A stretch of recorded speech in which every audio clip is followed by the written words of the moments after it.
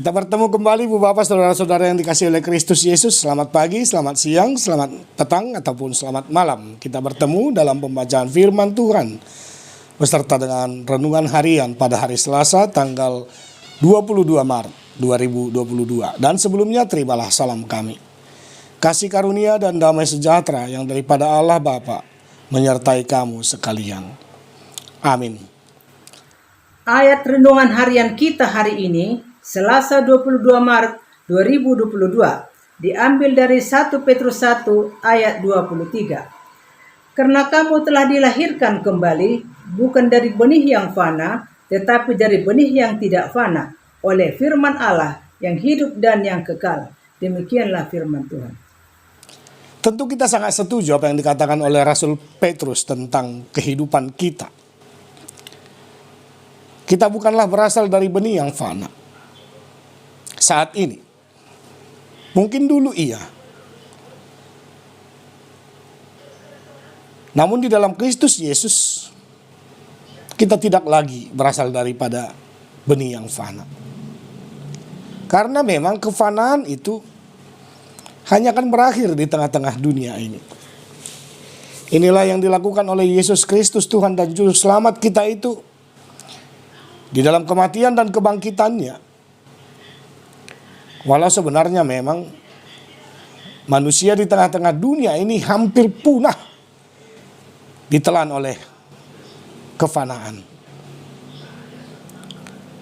Karena dunia dan juga iblis itu, ibu bapak, saudara-saudara, selalu dan menaburkan benih kefanaan dalam kehidupan manusia. Dan di sanalah Allah berniat untuk menyelamatkan umat manusia supaya kuat kuasa iblis yang memperalat manusia itu tidak terlaksana seutuhnya. Artinya Allah hendak menggagalkan rencana si iblis. Dia tidak rela manusia yang diciptakannya itu terus-menerus menjauh dari dia. Dan sehingga di dalam kasihnya seperti yang kita ketahui ibu bapak saudara-saudara, kasihnya yang kekal itulah yang mengangkat kehidupan manusia yang hampir punah di dalam kefanaan itu menjadi pewaris kehidupan yang kekal. Karena Yesus Sang Juru Selamat itu lahir dari kekekalan dan akan kembali kepada kekekalan Allah. Ya, seperti yang kita ketahui, dialah Yesus Juru Selamat kita yang berasal dari Allah. Dialah firman Allah yang telah menjadi manusia. Seperti yang disebutkan oleh Yohanes dalam pasal 1 ayat 14 itu.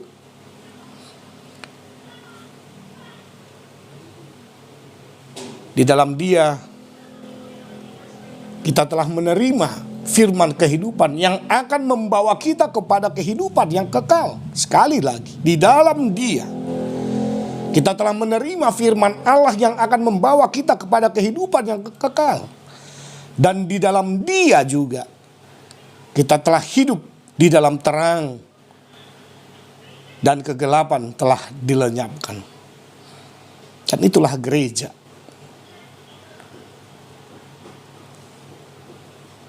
Kita yang telah percaya kepada Yesus anak Allah Walaupun nanti kita akan mati, tetapi kita tidak lagi mati di dalam kematian duniawi. Namun sebaliknya, kita akan mati bersama dengan kematian Yesus, dan sekaligus bangkit bersama dengan kebangkitan Kristus. Itu dikatakan oleh Paulus juga di dalam suratnya kepada jemaat di Roma pasal 6 ayat 3 sampai dengan ayat 5. Dan bahkan bagaimana sebenarnya tubuh manusia yang fana itu dibangkitkan kembali di dalam kekekalan. Seperti yang tertulis dalam 1 Korintus pasal 15 ayat 42 sampai 44. Dan disitulah sebenarnya arti daripada benih yang daripada Tuhan itu adalah benih yang baik untuk kehidupan yang baik, dan benih yang fana untuk kehidupan yang fana. Sekali lagi, firman Tuhan ini, Ibu Bapak, Saudara-saudara, mengajarkan dan mengajak kita supaya kita tetap hidup bersama-sama dengan Tuhan sampai kapanpun. Karena satu dari ketiga hal yang tidak akan pernah kembali sia-sia kepada Tuhan, selain firman Tuhan tidak akan kembali kepada Tuhan dengan sia-sia, demikian juga anugerah Allah tidak akan pernah kembali kepada Allah dengan sia-sia. Dan termasuk ketika kita hidup di dalam dan bersama dengan Dia, maka upah kita tidak akan pernah sia-sia. Oleh karena itu, Ibu Bapak, Saudara-saudara, seperti yang saya katakan tadi, sampai kapanpun kita harus hidup di dalam Dia dan bersama-sama dengan Dia. Terlebih ketika iman kita tetap mengubah cara berpikir, cara bertindak dengan tindakan-tindakan yang baik, dan juga kita hidup di dalam kebenaran. Dan tetap laksanakan firman Tuhan dalam hidupmu. Dialah yang mampu untuk mengawal kehidupan kita supaya lebih sempurna, dan kita tidak lagi tinggal di dalam dunia ini. Dan ketika kita tinggal di tengah-tengah dunia ini, kita dipakai oleh Tuhan sebagai alatnya untuk memberitakan terang. Kita harus tetap juga menjadi garam dan terang dunia ini, sama seperti Yesus yang telah menjadi terang dan garam bagi dunia ini. Tetap jaga kesehatan, Ibu Bapak, Saudara-saudaraku yang dikasihi oleh Kristus Yesus, dan tetap ciptakan damai sejahtera bersama-sama dengan Tuhan dalam kehidupan. Karena ketika kita bisa hidup di dalam damai sejahtera, maka kita juga pada saat itu telah diam dan hampir sama serta disamakan dengan benih yang benar. Amin, kita berdoa. Terima kasih Bapa di sorga. Engkau telah mengubah kehidupan manusia di tengah-tengah dunia ini yang telah lama diperhamba oleh iblis, dan berbagai-bagai kejahatan meningkat secara kuantitas dan kualitasnya.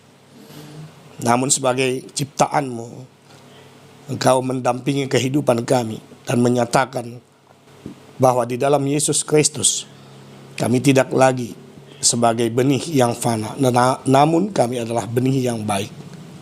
Kami teringat akan pengasihan-Mu dan rahmat-Mu. Kami teringat akan pengorbanan-Mu di dalam Kristus Yesus. Dan ketika kami dibaptiskan di dalam nama Allah, Bapa, Anaknya Yesus Kristus, dan Roh Kudus, kami juga akan tetap hidup bersama-sama dengan Kau, ya Allah. Kami akan mati dan bangkit bersama-sama dengan Kristus, dan tentu akan memerintah seperti kekuasaan Roh Kudus yang telah Engkau berikan kepada setiap orang percaya untuk merubah pola pikirnya dan juga perjuangan imannya di dalam setiap tindakan dan kelakuan yang baik dan benar. Terpujilah namamu ya Allah, sertai kami dalam hari ini. Apapun yang kami lakukan, aktivitas kami sebagai para orang tua yang bekerja, aktivitas seluruh jemaat-Mu, dimanapun mereka berada, terlebih-lebih anak-anak kami, cucu-cucu kami yang saat ini melaksanakan atau mengikuti pendidikannya. Berkati dan sertai, dan Engkau melindungi kami, kuat kuasa duniawi, terutama kami mensyukuri bahwa pandemi sudah mulai melandai dan sudah menurun. Kami puji nama-Mu, lindungi kami, lindungi segenap umat Tuhan, lindungi dunia ini, dan ciptakan selantiasa perdamaian abadi di tengah-tengah dunia. Kami tetap berdoa untuk proses yang terjadi di Rusia dan Ukraina. Tuhan, hadirlah di sana. Engkau yang memberikan perdamaian para pemimpin-pemimpin bangsa dan juga para pemimpin-pemimpin agama di dunia ini, supaya bersama-sama menyerukan pertikaian dan juga peperangan dihentikan, namun menciptakan perdamaian. Terpujilah nama-Mu. Ketika kami berdoa, kami yakin dan percaya Tuhan selalu menyendengkan telinga-Mu untuk mendengar doa kami. Dan ketika Engkau akan menjawabnya, kami akan serukan amin atas setiap karya Tuhan dalam hidup kami. Ampunkan salah dan dosa kami. Dalam Kristus Yesus kami telah berdoa dan mengucap syukur. Jadilah kehendak-Mu. Anugerah Tuhan kita Yesus Kristus, kasih setialah Bapa dan persekutuan dengan Roh Kudus memberkati engkau sekalian. Amin.